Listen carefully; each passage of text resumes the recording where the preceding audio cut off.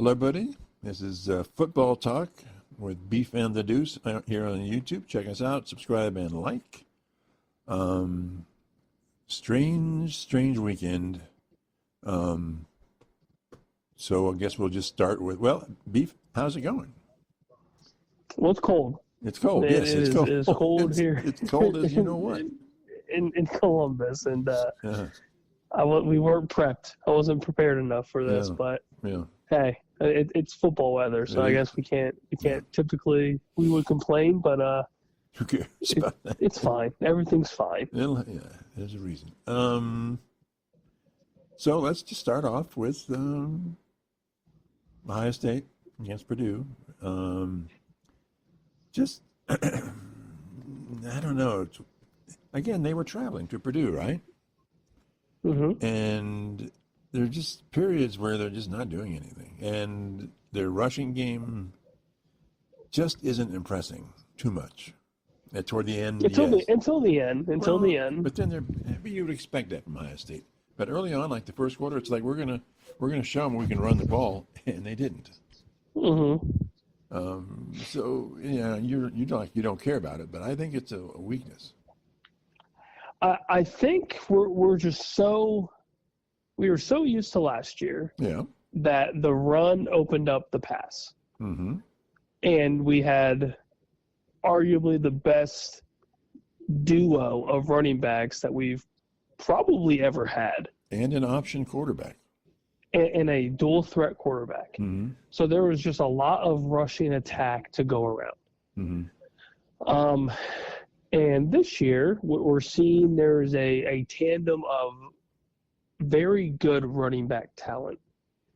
And you're starting to have some of these younger guys like Jackson and West that are emerging, that are getting some playing time and doing well as freshmen, mind you. Mm-hmm. And I think that's the other thing too, is that we're expecting, at least from what I've seen outside of what you're saying, they're expecting what happened last year: big runs off the bat, just run and gun, see you later. Mm-hmm. And the offense isn't necessarily, at least not right now, built that way. It seems as if the focus is getting Sayan warmed up early, get him going, get him in his rhythm early, and then everything opens up. Which, again, I am A-okay with, because this passing attack is top tier. It is the cream of the crop. Mm-hmm. And if it's working that way, don't fix it. If it's not broke, don't fix it. Do we know any more about Tate? What the situation is with his river? It sounded like he was tight in warm-ups. They didn't want to push it. Okay. And it was, just one of those, like, we're just going to be cautious. Which, the fact that that's okay, and then you just go out and do what you did, cool, man. Jeremiah Smith, have at it, my guy. Have a field day. Yeah. It was a very typical Big Ten weekend of rain and cold. Oh, it's brutal. Just brutal around here. But, yeah, I'm not terribly worried about the rushing attack. Now, if it gets to the point where, it gets to the game, for example, or weather's, typically around, whether it's freezing cold or it's just snow galore, whatever the case may be,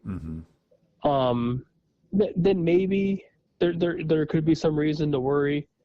But we're still putting up good yardage rushing the ball. It's just in the second half where it's benefiting us. Early on, I think it's also one of those where if you're Purdue, for example, are you focusing on eliminating the run or trying to eliminate the pass that you just can't eliminate? Yeah. So I think it's just one of those where you're just trying to prevent both types of offense from just going berserk and just trying to limit, I guess, limit the OSU offense as best as you can, which nobody has done yet, and I don't think anybody will. So I wouldn't necessarily be worried, and they're still these backs are so young. I mean, you have to think, just last year they were playing in high school. So it takes time. But you also have a receiving trio that's the best in the nation. And Julian Sain's playing out of his mind. And And I'm A-okay with the not so typical pass first, run second, use the pass to open up the run, because it's different and it's working for us. I am perfectly okay. Okay. All right. Did it seem like with Tate on the sidelines, they featured their tight end crew a little bit more too, which I'm very impressed with. Yeah, they utilize the tight ends, which is obviously a key point in the passing attack for that short to intermediate, yardage, or just checkdowns, which is great. And also getting Brandon Inniss involved is going to be big for the CFP push, because it's going to get to a point where maybe, and hopefully this doesn't happen, and I don't believe it will, just because of how good these guys are. So say if Jeremiah doesn't have a good game, or Cardinal Tate's just, having a case of the drops. You have that number 3 that is a former 5-star receiver that's right there. You have Max Clare, who's a big body tight end, he's phenomenal. A very good route runner. Yeah. And on top of that, you still have the backfield of whoever feels like, having it be their day, that can catch it out of the backfield as well. So there's just weapons everywhere, and it's good to have that. It's such a good problem to have. I guess to put it that way. I was watching, I forget what network it was, but it was one of the halftime shows, and one of the experts was saying, they were talking about the running game in college this year, and this analyst, and I can't think of his name, he said teams that don't have basically you have the teams that have Julian Sayin type quarterbacks, drop back pass. He's not an option quarterback. He's not an RPO guy. He said if you don't have that, your running games are really not good. So the only people that are running the ball effectively, and obviously they don't want Sayin to do that. So, but he's like, if you just look statistically, you've got to have a Will Howard type person who's a threat. Yeah, otherwise, the running game's just not working too much this year. So, I don't know. It was interesting. Yeah, for sure. So, talk to me about the traveling teams in the Big Ten this Saturday, who the Oregon, Indiana, Washington, even Ohio State, I don't think they played their best game at Purdue. Now the weather across that Midwest area was lousy, but they're all traveling, they're all good, and they all had problems. Some had big problems. What's up with that? Is it just traveling?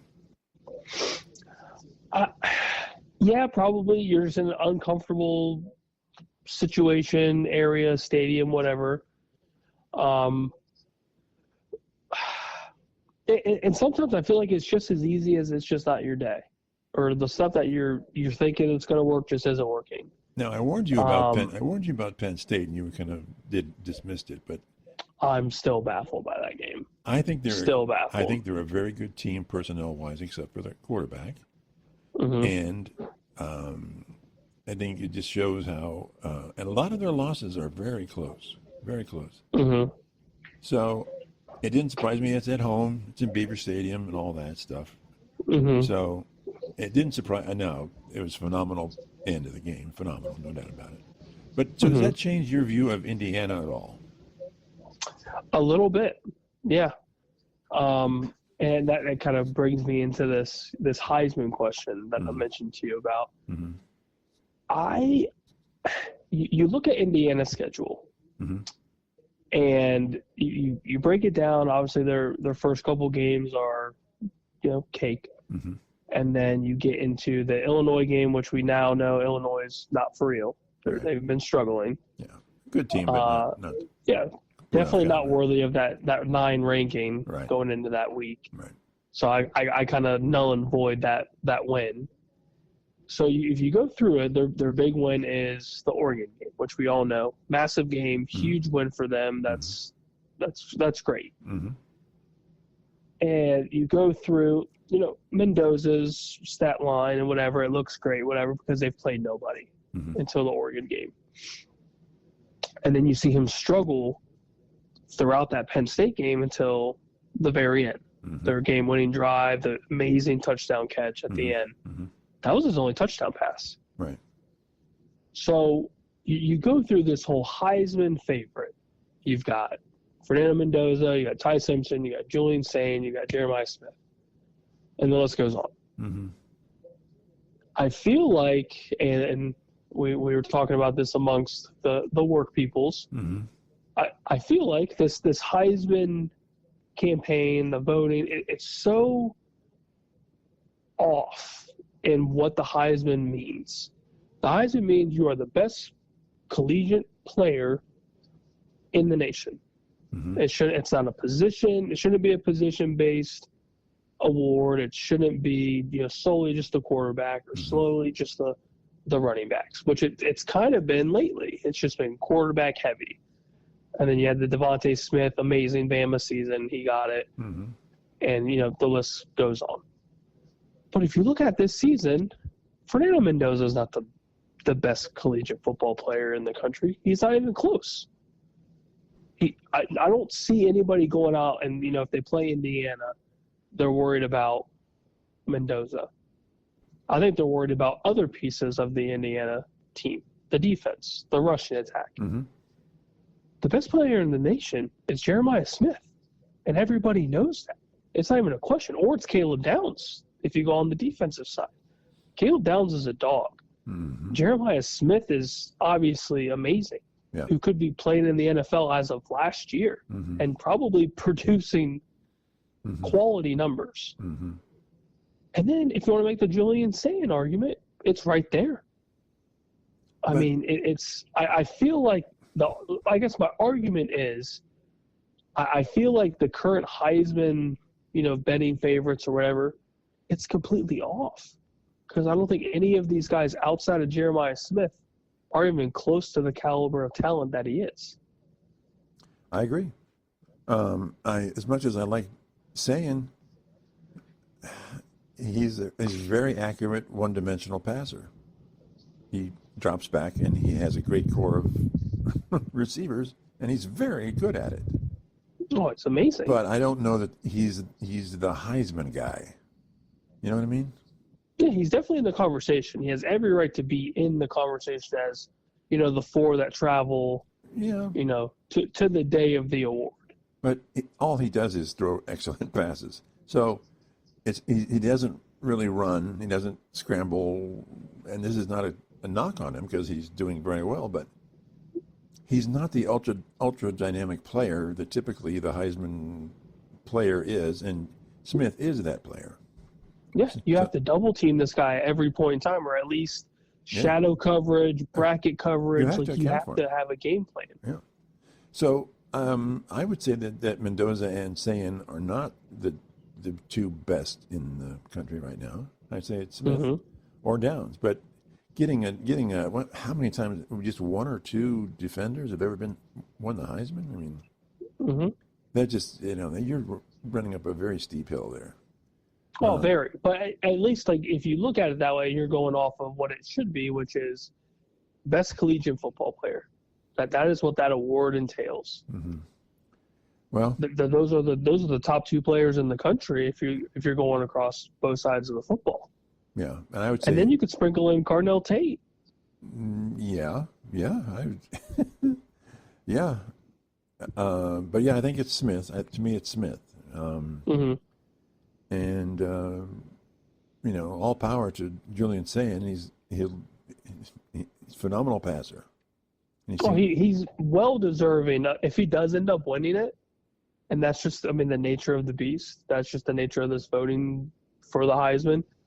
Then it's well deserved. You played spectacular enough to have people vote for you to win the Heisman. But I think the definition of how they're doing it is just so off. At least for this year. I think a more valuable player for the Buckeyes was Will Howard last year. Oh yeah, oh yeah. I mean, I think without question.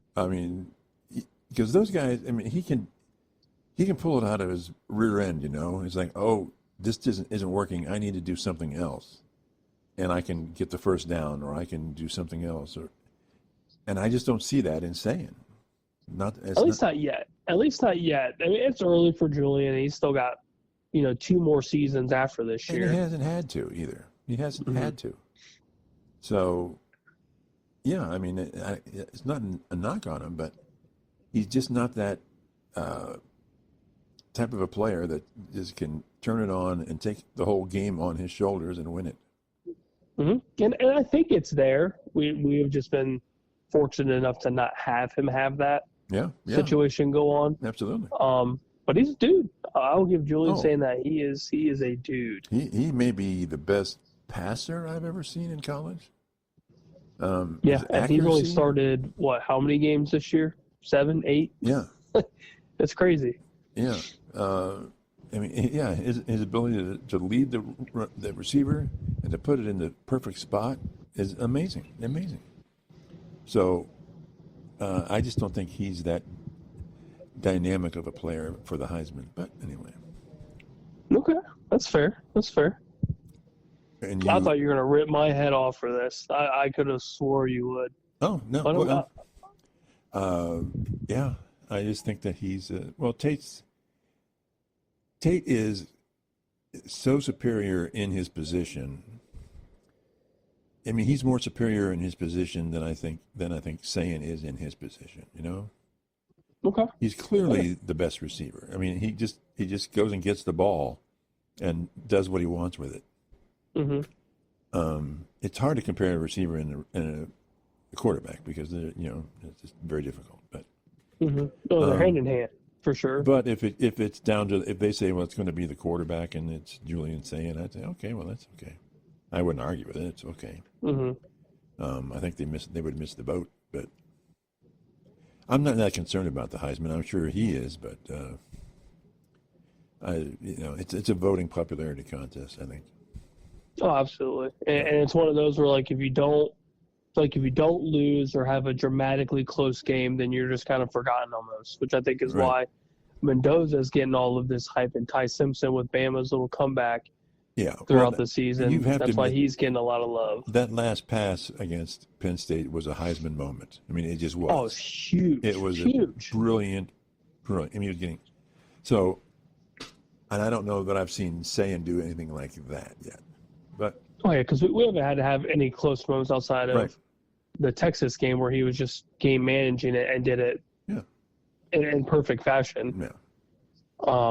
But I think his time is coming for sure. I think the game, and then once we meet up with Indiana in the Big Ten championship, I think that's when it all breaks open. So I think we're going to see the true Julian Sayin in the spotlight. So I don't know if I mentioned it to you off this program, but I almost kind of felt sorry for Penn State, mostly because Franklin's not there. And I think they're a very good personnel team, and they just have been completely miscoached this season. And they've got a good defense and a good running game, and they leaned on it. And I don't think this third-string guy is a terrible quarterback. I think Erkenmeyer's got a lot to offer. Yeah, I mean, he's and he showed it. And he showed it in the biggest game of their season outside of the Buckeye game. Yeah. And he stood tall in the pocket, did his thing in the second half, and gave them a chance to win. Obviously, the rushing attack was the biggest factor in that game. And their defense kind of let up in the last drive and let up some big plays, and the rest is history. But I think they have some promising, future talent ahead. Right. Now they're going to lose their backfield in the draft. I mean, Allen's gone, Franklin's gone, and that's just the nature of the beast. But they've got talent, and once they figure out who the head coach is going to be and start getting on that recruiting train, and I mean they're going to have to hammer the portal, I'm sure, to keep up with the nature of the Big Ten right now. But I think they're going to be okay, especially if he's under center. I think they'll be fine. So does Indiana? I agree. Does Indiana? People in the South, and we know who they are, would say Indiana is still a pretender. They shouldn't be number 2. Because you'll say, well, they haven't played anybody, and it's they've been blowing people out. and the trouble they had against Penn State. So would you agree with people that said Indiana should not be, like maybe they should have Texas A&M at 2? I've got Texas A&M at 2. Okay. That's it. They have a bigger win. Yeah. And they haven't really struggled. That if you, again, going through Indiana's schedule, they've done what they've had to do. They've continued to win, and that's great. Mm-hmm. But A&M just blew the brakes off of Missouri in Missouri. Yeah. I mean, 3+ scores. Yeah. Beat the hell out of them. Yeah. That's a bigger win. Yep. Oh, yeah. And Texas Tech is higher than, the Oregons and even the Ole Misses right now because of quality wins. They beat the brakes off your boys. Man, I did not see that one coming at all. I'm 2 for 2 on big boy picks. Oof. Outside of the Missouris and the Iowas. Yeah. So where do you have then Indiana at 3? I have Indiana at 3. Okay. So then it would be. I mean, it's not a huge drop off, but it's enough one. to where I believe that A&M is better than them. And to be fair, I think A&M, I think Bama, I think Georgia, Ole Miss. I mean, and arguably, even possibly Texas Tech could be Indiana. Texas. Oh, wow. Okay. Interesting. Just solely because that front four for Texas Tech, monsters. Absolute monsters. What about Notre Dame? I think Notre Dame could too. I think a lot of teams could beat Indiana, and that's even outside of the top 10, top 12. Man, you're just not. And I truly think it's because I don't believe in Mendoza. I don't. I think the nature of the talent that they faced has produced this offensive outlook of him being, this gunslinger. Now, if you compare the two, which I don't know if it's necessarily fair, Julian Saint had more touchdown passes than incompletions against Penn State. Right. Oh, yeah. And we murdered them. Yeah. Mendoza barely had a touchdown pass, at least towards the end of the game, but he had his moment, which, again, you're going to have those games, and it is what it is. They came from behind to win the game. Yep. He had his little Heisman moment that, people believe he's the Heisman front runner and blah, blah, blah. And I think it's comical because it shouldn't even be close. But it shouldn't even be in the realm of that. You've got to give Indiana credit for being down and then coming back at the last minute. You got to say they're a really good team. Well, especially in Happy Valley. Yeah. But the outlook of Penn State isn't positive for them, for Indiana. Right. They've never won before. They were on a 4 or 5 game losing streak. They've never won in Happy Valley. Right. And that narrative was almost on the verge of continuing. Yeah. And regardless of if they won, if they lost, that narrative is brutal for Cignetti. Brutal. Mm-hmm. I mean, that you're going to see headlines of their seasons lost and blah, blah, blah. Like, you would have seen, like, the city of Bloomington would have been under fire. Yeah. Especially with all the criticism and just the negative feedback and negative news from Happy Valley. Mm-hmm. And we both know it. I mean, it would have been terrible for Cignetti. But they pulled it off, and no, it is. It's done, whatever. Yeah. Now Indiana has to prove themselves for the rest of the season going into more than likely the Big Ten championship matchup against the Buckeyes. So then how do you feel? And continue to win. I know it's a throwback, but I think it's about 2002 season, Ohio State had a lot of squeakers, really close games. Mm-hmm. And people weren't believing even though they won a lot of the games. Mm-hmm. So is it just because of the fact that they struggled a little bit against Penn State?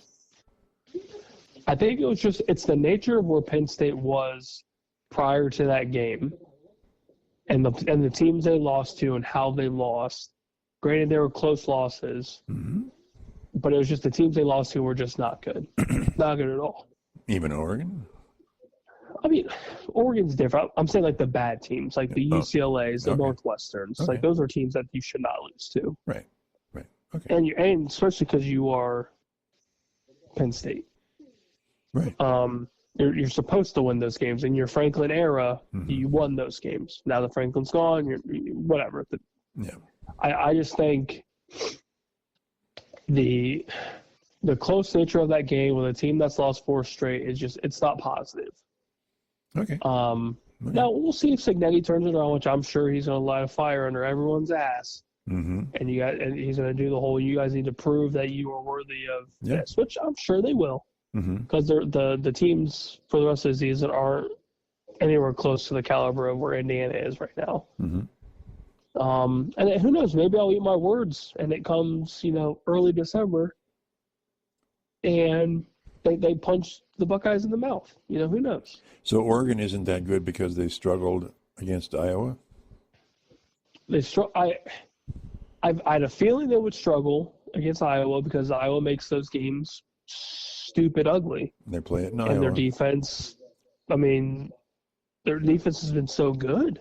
And they can run, they can move the ball. They had a 90-yard drive or something. That's unheard of for Iowa. Yeah, and again, it's one of those where you're talking about the travel. Traveling from Oregon to middle of BFE Iowa, it's not easy. Right. And the weather on top of that makes it even more difficult. Pouring rain, yeah. So your dynamic quarterback isn't very dynamic. And Iowa's rushing attack is very, very important. And they were, a play away from winning the game. But Oregon has the number 2 rushing attack in the nation. They do? Average 6 yards of rush or something like that. But they lean on Dante Moore a lot. If Dante Moore's cold, and I think we've talked about this before, that offense kind of stalls a little bit, and you kind of saw that in this Iowa game.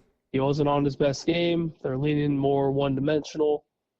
And not that they struggled per se, but it's hard to pass the ball in that kind of rain. Oh, it's brutal. So, yeah, you have to lean on the rushing attack. And Iowa did, and Iowa's defense kind of, did what they could. But the offense just came up a little bit short, which is kind of what I figured would be in, the most beautiful land in all the lands of Des Moines, Iowa. So Oregon took care of business. Indiana took care of business. Ohio State won. Who's that elusive number 4 team in the Big Ten? Oh, I knew you were going to ask me that. I know. What you paid the big bucks. God, it's so tough. Because it's all over the place. It truly is. Because you've got your USC's just kind of hanging around. Winning. Iowa's still hanging around. Michigan's still there. Hanging around. Michigan's still there. Washington kind of lost their chance here last week with Wisconsin, which good on Fickle. About damn time. Yeah, again, travel and you lose.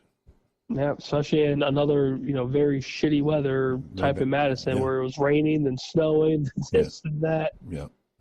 This is not the Pacific Northwest anymore. Oh, yeah. But, yeah, I really don't know. I feel like by default, it's probably USC right now, right? Probably. But would you have said that going into the season that they would be the number 4 team? Let's say they are. And I would not have said USC. I would not have said USC. Nope, I would have stuck with my guns and said probably Michigan because the Bryce Underwood hype was pretty strong. That would have been my guess. And of course, I liked Illinois. Yeah, your Illinois, your Illini just kind of. Yeah, crapo Beto. Just like all your upset picks. Gives you something to talk about. So it's content. So that's the name of the game, isn't it? So I love it. So do you think Ohio State's going to – I would take that spread in UCLA again. That's 31.5 points. That's a lot of points. I hate anything over the 30 mark. Always have. So you would take UCLA in the points? I still think OSU covers it, and I think without. I don't believe OSU covered the spread last week because Purdue had that late score. But I think regardless of if Ryan Day announces it or not, I think them covering the spread's important. And I think going into why? I think it's more just to prove that they're worthy enough of that spread. There's a reason why Vegas is putting out 30, 30 and a half, 31. But all you have to do is win the game. Yeah, and I think deep down what really matters is for Days to win. Right. But I think there's a part that he wants to, prove the naysayers wrong. Like, oh, yeah, we can cover 30. That's easy. We'll cover 30. I think it's more of like an ego boost thing, which I don't blame him. I do the same damn thing. Oh, you don't think we can cover 30 and a half? Watch this. You're saying the Ohio State will win by 32 points or more? Yeah, why not? UCLA's a struggle bus right now. They don't got shit going for them. They had a nice big win against Penn State early, but that offense is struggling. Struggling.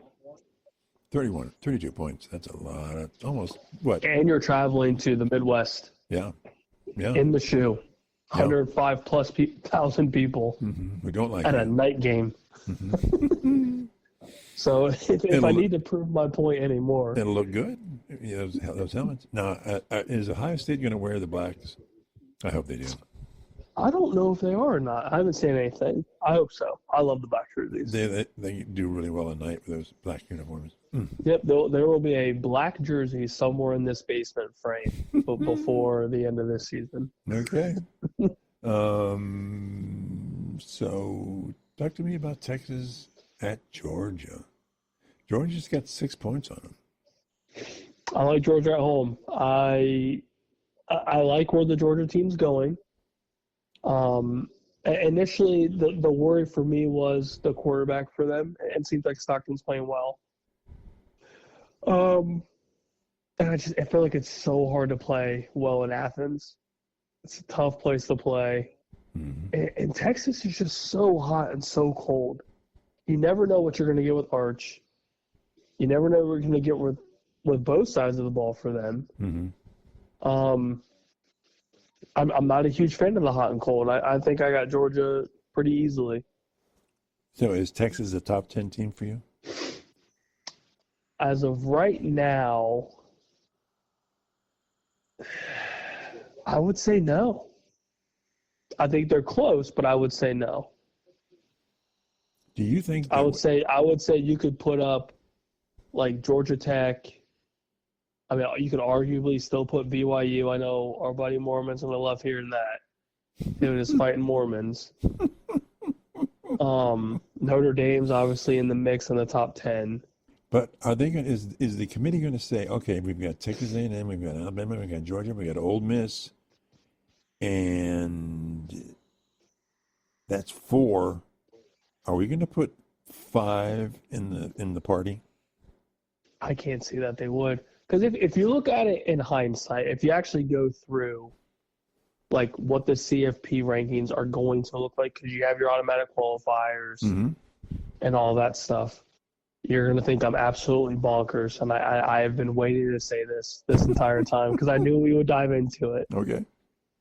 If you go off what's more than likely going to happen, because you have your qualifiers, your independent, which is obviously going to be Notre Dame, and then your group of 4, would you believe me if I told you that as of right now, it is between James Madison and South Florida to be the representative of the group of 4? And we know who loves South Florida. Could you imagine? Like we're looking at it today, because obviously you have your top 12 teams and they love doing it, but that's not what it's going to be. Right. It's just not how it is. It's not the way it's because set of how they have set it up. You would have to drop down to the 24th and 25th ranked teams in the AP. Unbelievable, unreal. That James Madison, that was undefeated last year and didn't get in the CFP because they weren't in the FBS for a full year, right, is now coming back just ass out at the CFP. Just, hey, we're back. That's crazy. Yeah. What a story. Yeah, South Florida. And yeah, then you got your boys, Mr. Florida Bob's boys. Florida Bob, loving them. who might not even go to one of their games, even though he should be going to these games. He should be going. That's Mister right. should have gone to Tampa, New England. Didn't go to Tampa, New England. An hour away. I'm not going to go. I'm going to sit on my beach. He was too busy in his beach chair, living his best life. Yeah. Putting his little toesies in the sand there going, ah. But While anyway, we were just getting assaulted by snowflakes. Brutal. Florida Bob, you know we love you. Don't ever change. That's what makes it great. Yep, keep your toes in the sand. I'll just go over here and just fight the snow. Yeah. So anything else coming up on the college? Of course, we'll have another episode before the weekend, but we'll do our score predictions, and we'll do your inevitable upset picks that will swing and miss, as will mine. Swinging. Okay. Anyway. Okay. I hear you. Okay. So Brian Daboll got fired today, or is it today? I guess. Yeah. Early this morning. It seems sort of inevitable, but the Giants don't like firing people. I mean, they don't. Especially in the middle of the season. Yeah, this is not a good look. My biggest question with the whole firing, and it was, again, like you said, it was inevitable. They're blowing fourth quarter leads, which is never good. You know, your GMs and your top dogs of the franchise hate it. But you could argue the reason for the minimal success that they have had with Jackson Dart, with Scadaboo, with the team that was kind of sort of, they were trending in the right direction outside of like the record. The record wasn't really proving much, which we knew was whatever. Yeah. But the team itself, there was some swagger, there was some positive outlook for the future. Yeah. That was Brian Daboll. He was the one that wanted to draft Jackson Dart. He was in the process of getting Scadaboo. Like, he's the reason for some of this positive outlook. Why not run it for a year after with a healthy team, because Malik Neighbors comes back from his injury. You have your offense as a whole. You beef up the offensive line. You get Scadaboo back. Like, see what the full team could be. Right. Before booting him. Right. I agree. That was my biggest question mark. I get the season's a lost cause. Guess what? The whole NFC East is a damn lost cause at this point. You're not fighting for anything. Right. Like, there's nothing for you to fight for to win. What difference does it make to fire this dude? Yeah, you're not going to be any better. Yeah, you're not fighting for a playoff berth, my guy. Yeah. You're a 2-win team. Yeah, I'd give him the rest of the season. Give him the rest of the season. Figure out what you're going to do for next year. See if you have another year in you. Mm-hmm. I get the overall record isn't great, but look at the teams. The teams are terrible. Yeah. What do you want him to do with the team that you've assembled? Yeah. Like, you thought signing Russell Wilson to a $20 million one-year deal was going to be the fix-all. It's not. It's not. Right. You got lucky with Jackson Dart, but who knows? He's going to have mashed potatoes for a brain here soon if he keeps getting concussed. I'm surprised they still let him on the field. But yeah, I don't know. It was confusing firing for me, but then again, the Giants as an organization confused me. Yeah. Post Eli Manning, so who the hell really knows what's going on? But yeah, it was very strange. Mm-hmm. Talk to me about the Buffalo Bills playing the Miami Dolphins and losing. What's going on here? I don't know. Okay. I think everyone's under the same mindset of just what the hell happened. Mm-hmm. Like the Bills offense, and until their little fourth quarter, close to comeback, I guess if you want to call it, they just fell flat on their face. I mean, it was bad. Mm-hmm. Terrible turnovers, terrible defense. Devon Achane ran all over them. All over them. Jalen Waddle had a phenomenal day. Tua looked fine. The Miami defense for 3 quarters played fine, which hasn't been a thing at all season. Right. It's like Mike McDaniel knows that he's going to get fired, and he just wants to keep winning and keep his job. Yeah. Or he's just trying to be the ultimate troll in the NFL. I have no idea. Yeah. But I don't know about these Bills, man. I really don't. Yeah, yeah. So are the Patriots clearly the favorite now in that division? I would say so. So amazing. 1 year, they fire him. Nashville fires him, and then he's. It's just. These people, as rich as they are, they don't know crap. They really don't. They think they know stuff, and it's this business mindset, which I think is kind of a fault. Is they kind of look at it like a business when it really is just. I mean, it is, but it isn't, I guess. Yeah. I don't know. But, yeah, watching these Bills just gave me a headache. I'm going in there in my gambling weekend, being the degenerate that I am. Oh, that wrecked you, didn't it? That just and totally. it just wrecked me. That was the only leg I lost. I'm just like, are you serious? And that was the most confident bet I had. Yeah, well, That's sure. the worst part about it. Of course, yeah. I can't lose. Like, I know you hate your Jets, but I hit on the Jets. I mean, I hit on the Patriots. I guess if you want to call it an upset in Tampa. Yeah. So, like, I'm hitting these close games that I shouldn't be. But no, the minus 595 favorite just gets embarrassed by just one of the worst teams in the NFL. Yeah. I love my life. All right. Speaking of strange, boy, the Rams just butt kicked the Niners. Is that indicative of the reality of that division? I think it's more of just how good the Rams are. I think the Rams are the real deal. How about those Seahawks, though, man? They're. Oh, boy. I mean, at the start of that game, it was strong. I mean, early touchdown to JSN, our former Buckeye boy. Mm-hmm. Defense gets 2 quick touchdowns just off the bat, and then they slowed down. That was what worried me the most. Sam Darnold started turning the ball over. Arizona's starting to crawl back a little bit. I mean, ultimately the Seahawks still won, but it was just the sudden halt of everything. Mm-hmm. That was confusing to me. Now they'll bounce back and they'll be fine. It's kind of hard to play with a 35-point lead, I'm sure. Yeah.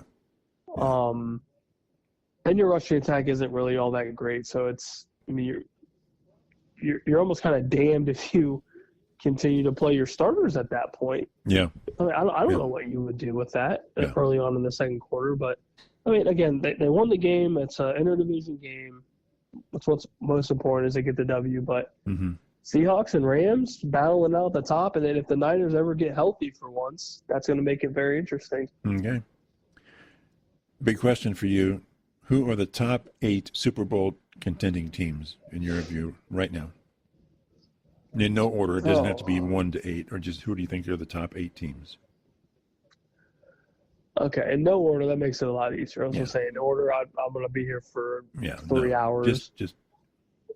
I think the Lions are definitely there, especially with Dan Campbell running an offense. That's scary. Yeah, that's weird. He already doesn't give a shit about anybody else. So he's just going to run the ball 47 times down your throat. He won't care. Yeah. So I think that's a different dynamic for them. Yeah. By the way, is it Diggs that is their running back? Gibbs. Gibbs, yeah. So I had him on I had him on my fantasy team, and I lost. I can't believe it. I can't believe it. Go ahead. He's a freight train. Number 2. Number 2, I mean, Eagles they have to be there. Right. They have to. Right.